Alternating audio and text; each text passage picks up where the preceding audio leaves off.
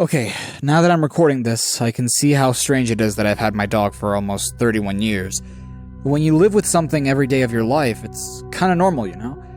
I mean, sure, it crossed my mind here and there that, hey, how come Snoop is 20, 24, 26 years old, but I never gave it extensive thought. Good nutrition and daily exercise is what I'd say and move on. I mean, it wasn't impossible, right? Snoop's always been with me, since day one.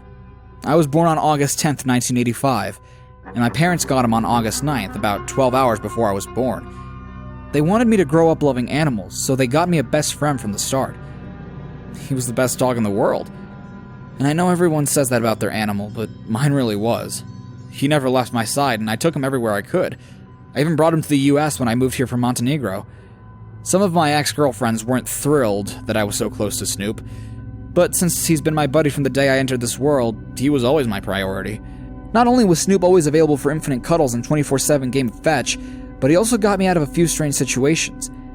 I remember one day about 19 or 20 years ago, I was mowing the lawn outside of my parents' house, and a man walked up to me. He wore a black suit and a nice hat, so he looked legit to 11-year-old me. He talked to me about Star Wars, which I loved obsessively, and he told me that he had a huge figurine collection in his van that was parked just down the street. Normal-looking man plus Star Wars toys equaled me throwing everything my parents drilled into my brain about strangers right out the window. I was about 3 feet away from entering this man's van when he turned to me, his face pale as a ghost. He then violently turned back around, ran into his van, and sped away like a madman without saying so much as a word. I stood there confused for a second, and when I shrugged and turned to go back home, I saw Snoop standing right behind me. He didn't bark, but he still must have scared the nice gentleman who was going to show me his toy collection. I was mad at Snoop for startling the man, but he was my best buddy, so I forgave him right away. Let me think if I can remember more situations where Snoop helped me. Oh yeah, I remember a strange one when I was like 19 or 20. I went camping with a couple of buddies of mine. You know, beer, lots of meat to grill, that kind of deal. Of course, I took my dog with me. Everyone loved him, and he loved the woods as well. Last night of camping, my buddies went to look for some wood to light a fire, and I went on a stroll. Snoop was sleeping in my tent, so I didn't take him. He was such a good dog. I was never afraid of him running away. When I got to the river, it was getting pretty dark. I got close to the water to see if I could gauge how deep it was, and I heard footsteps behind me. I turned and saw this maybe 11 or 12-year-old girl standing behind me. She was kind of out of place looking, wearing a nice black dress in the middle of the woods. I asked her if she was lost, and she told me that she was. Apparently, she'd wandered away from her parents' tent. So I helped her look, basically just following her around the forest. Just when I started thinking that I might have to end up calling forest rangers, she turned to me with a smile and said that she could see her family tent in the distance. We walked up to a large tent I thought was empty because, well, it was perfectly quiet, and also I assumed her parents were out there looking for her.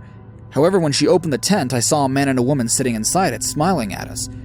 I thought it was very strange that they were all just so inappropriately dressed for camping. The man wearing what looked like a black sport coat, dark turtleneck, and black jeans, and the woman with a long black cocktail dress sitting on the ground. When the kid got inside the tent, the man finally spoke up in a cheerful voice and insisted that I get in and have a drink with them, since I found their daughter and they were so worried about her. And although I found everything kinda odd, I went for it. Man, I was never good at saying no, so... Right as I started stepping inside the tent, I heard whining behind me.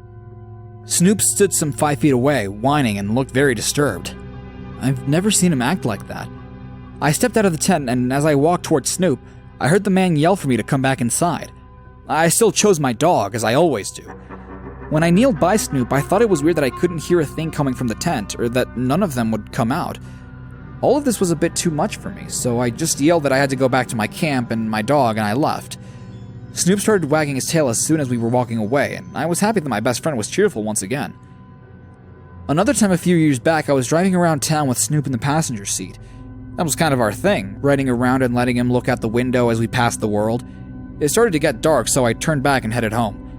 When we got near our house, I noticed a car parked on the side of the road, with all the lights off and smoke coming from under the hood. In front of it stood this girl, dare I say attractive girl, who I barely noticed because she was dressed in black and it was already so dark. I didn't know much about cars, but I felt inclined to help, so I pulled over. Snoop became very restless, jumping from the seat to the floor and back. I told him to relax and got out of the car, leaving him inside. The girl seemed really relieved that I pulled over. I told her I didn't know much about cars, well, I know nothing about them, but that I had some flares to give her so that she could at least be visible to other drivers. She thanked me as I handed her the equipment. She then asked me to take a look under the hood anyways, and again, despite me being terrible at cars, I had a hard time saying no, plus the girl was really good looking. As I got close to her car, Snoop started acting really strange. He was now scratching at the window and whining. I told the girl to wait a second because I needed to let my dog out, but she grabbed my hand and asked me to just take a look at her engine first. Again, I put Snoop in front of everyone else, so I just smiled and walked back to my car and opened the door. He jumped out so quickly I thought he'd hurt himself. He was already over 24 years old and his joints weren't what they used to be. When I turned my attention back to the girl, I was really surprised to see her driving away with the hood still lifted and smoke still coming out of it. Huh, I thought. I guess she fixed it or something. Whatever, I didn't give it much thought really. I just picked up my flares and got back into the car with Snoop wagging his tail right next to me. Finally, and I'm starting to notice a pattern here now that I think about it, the last stranger situation I remember happened about a year ago. Snoop was feeling a bit under the weather. I mean, he was almost 30 after all, so we were just hanging out in our front yard. We live in a quiet suburb where nothing really happens. Kids were riding bikes on the street while my best bud and I relaxed by the blow-up pool in the yard. I heard a loud crash followed by crying coming from the street. When I looked up, I saw a kid crying by his bike. I walked out on the street, leaving Snoop in the yard since he wasn't feeling well. He was whining, but I wanted to quickly check on the kid. I asked the boy if he was okay, and he rolled up his black pants to show me his bleeding knee, and I saw that his dark shirt was also torn up in a few places. He asked me if I could take him home, which was just around the corner. Of course I could. I walked with him, and when we got in front of his house, he asked me to come in. I'm not the one to enter strangers' houses, especially with a kid, so I thanked him and started walking away. Then the door opened and his mom came out. She was dressed in a black dress and accompanied by a very nice smile and a warm, inviting face. She begged me to come in to have some freshly made lemonade, her way of thanking me for helping her kid. I was reluctant, but I caved in. She seemed so nice. As I was climbing the steps to the door, I heard some loud barking behind me. I turned around and saw Snoop standing in the street. He almost never barked. It was strange because my fence was at least 4 feet tall and my dog could never jump over it. Then I saw that his belly was bleeding, all scraped from what I figured was him jumping over the fence I always thought was too high for him. As I started walking towards him, the kid grabbed my leg. He asked me again to come in, followed by his mom, who was now basically begging me to come in and try her fresh lemonade. Once again, I chose my buddy over strangers, so I apologized, let go of the kid's hand, and walked my hurt buddy home as the door slammed behind us. Snoop was so happy, even though he was hurt. Snoop passed away yesterday evening. He died in my lap, while I was gently scratching him behind his right ear, his favorite. I didn't want to cry while he was taking his last breaths because I wanted to be strong for him, to show him that it was okay to let go. Once his belly stopped moving and I knew that he left me, I broke down. I cried harder than when my grandpa died, harder than ever in my life, really. I knew that this day was coming, I just wasn't ready for it. I mean, almost 31 years, man. I buried Snoop in my yard last night. Some people may find that strange, but he was my best friend, man. Indescribably a big part of my life, and I couldn't just give him away or be buried or cremated who knows where. I had trouble sleeping last night. I was tossing and turning for hours, and when the clock hit 4 a.m., I knew sleep wasn't going to come. All I could think about was my best friend, now laying in the cold ground in front of my house, almost as if to check on him one last time, to see if he somehow miraculously woke up and was waiting for me. I got up to look at his final resting place. When I walked up to my second-floor window, all of the sadness and heartbreak I felt at that moment got instantly replaced with a horrifying wave of dread that struck my body. On his grave, right in my yard, stood some 12, 13 people. They were all looking up, straight at me.